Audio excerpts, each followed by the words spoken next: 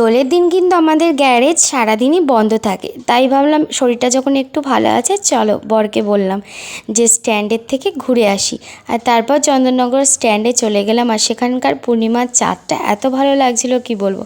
আর জানো তো সেদিনকে স্ট্যান্ডে গিয়ে দেখি আমার মা আর বাবাও স্ট্যান্ডে ঘুরতে এসছে। আর সেখানে মা বাবার সাথে দেখা হওয়ার পর মা বাবা আমার ছেলেকে মোমো কিনে দিল, তাও ও সেই মোমোটাই বসে খাচ্ছিল। আর তারপর দেখলাম যে এখানে চা এসছে, তো আর এখানে না এই কাকুটার লেমন টিটা খুব ভালো হয় খেতে।